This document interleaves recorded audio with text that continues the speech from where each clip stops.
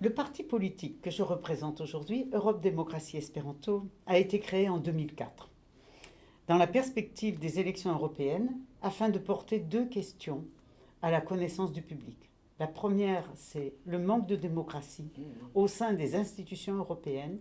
La seconde, c'est de proposer l'espéranto comme solution aux problèmes, partie de la solution aux problèmes linguistiques au sein de l'Union européenne.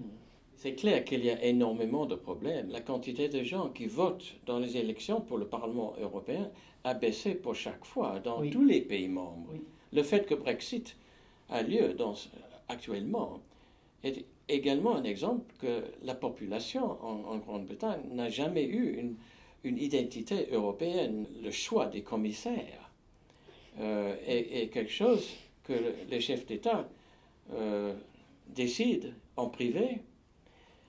Il n'y a rien de démocratique de la fête. Donc il y a énormément de problèmes. Donc on ne peut pas avoir une solution au manque de démocratie dans tous les domaines. La combinaison avec l'espéranto est intéressante parce que NETOP, c'est un mouvement démocratique. Au début, une question de langue et une question de la paix. En 1920, pour la construction d'une nouvelle Europe, il y avait une douzaine de pays qui ont pris l'espéranto au sérieux. Et malheureusement, c'est surtout les Français qui n'ont pas voulu. Et oui. Il y avait des recommandations que ça devrait être une langue de travail. L'anglais est devenu droit international dans les conférences de paix après la Première Guerre mondiale à cause du fait que les Américains étaient là également. Jusque-là, le français avait une position privilégiée dans les interactions internationales. C'est vraiment dommage que les gens qui rejettent l'idée de l'espéranto ne sont jamais pris le temps d'avoir une idée plus informée de ce que c'est l'espéranto pour des millions de gens partout dans le monde.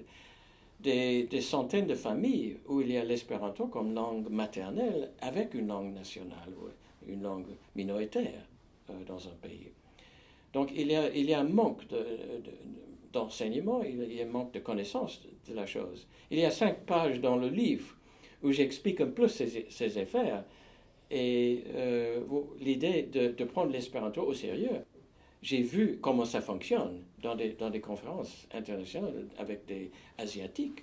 Et on sait également que, par exemple, les gens de Corée, Chine, Japon ont beaucoup de difficultés à apprendre l'anglais. Oui. Et l'espéranto est plus facile à cause du fait que c'est une langue logique et qu'il y a très peu de règles grammaticales qui sont faciles. Et l'interaction entre le mot parlé et le mot écrit est aussi petit et simple que ça peut être. C'est une construction brillante. Et c'est assez facile pour un Européen d'apprendre à lire l'espéranto. Parce que c'est basé surtout sur les langues européennes quant au vocabulaire. Tout à fait. Mais comment on peut persuader les personnes qui ont une responsabilité politique nationale? C'est ça la question. C'est très difficile. Il y a eu des débats au Parlement européen sur ce sujet plusieurs fois. Il y a même l'acceptation de l'UNESCO comme langue valable. Et à l'UNO également, on a pu avoir une reconnaissance dans plusieurs institutions. Oui. Merci beaucoup, Robert Philipson. Je m'excuse un peu pour mon français parce que je ne l'utilise pas tous les jours. Là. Mais je peux vous remercier tout de même de votre français qui est tout à fait compréhensible et de votre présence avec nous à Paris.